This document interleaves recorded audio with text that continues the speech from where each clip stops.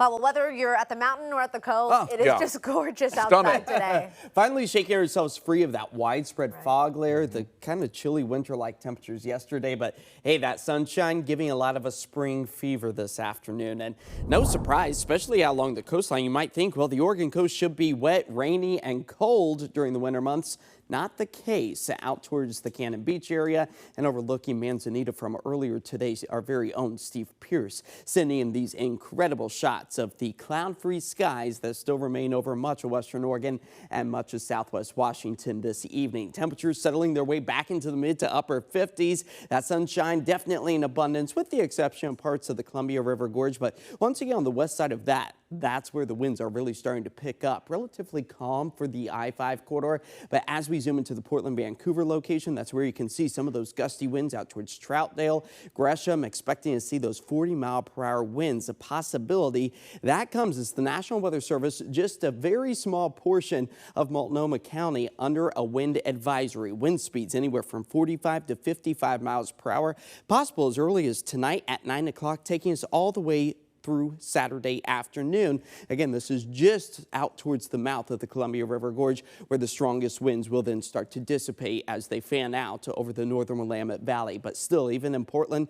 wind speeds tonight into tomorrow could near about 35 to almost 40 miles per hour. As an air stagnation advisory on the flip side, where we're not seeing the winds as strong through the central southern Willamette Valley, is expected to take us through early tomorrow morning before the wind really starts to come up and over the Cascades, clearing and improving our air quality, which we have already seen today. You can see, though, out towards the Eugene-Springfield area, still holding on to about that moderate air quality right now as the sun is shining widespread across our area, really making for a great Thursday evening as our temperatures still hold steady into the mid-50s. But the fog layer slowly drifting its way out of much of the Willamette Valley as those clear skies are going to be taking us through the rest of this evening. Tonight, temperatures cooling back into the 40s, all part of this ridge of high pressure.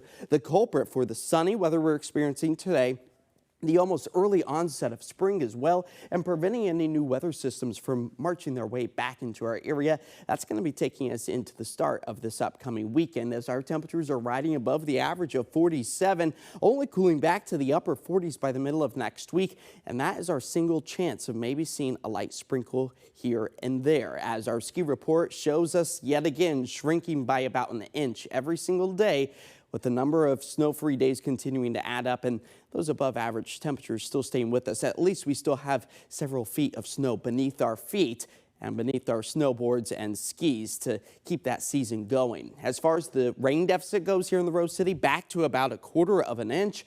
We start the month off with a good amount of rain, but now the number of rain-free days is quickly starting to add up. So there you go, the easterly winds, also known as downsloping winds, and this time we're not cold out towards the east. So this is actually going to help to warm us back up, keeping us above the average into the 50s for us as we move our way through about the next 48 hours. So tonight, yes, it is breezy out there with those wind speeds nearing about 40 miles per hour as we see those temperatures fall back into the low 40s. Tomorrow, highs back into the mid-50s for the valley, low 60s for the coastline, and seasonal temperatures out towards the east. Our 7-day forecast painting a very dry picture for us just in time for our long holiday weekend, MLK Day on Monday. Get out and volunteer in your community. You'll be able to do so under sunny skies and comfortable temperatures, maybe just a light jacket with 54 our expected high, and then the clouds roll in Wednesday and Thursday, and it's still about a week or so out, but we could pick up on a light sprinkle here and there. It would be a welcome sight at this point in time as that rain deficit begins to grow, and really not looking to be a big snowmaker for the mountains either. Well, I love the forecast. I don't know what it feels like to win the lottery, but this has to be close. Yeah, a close second indeed.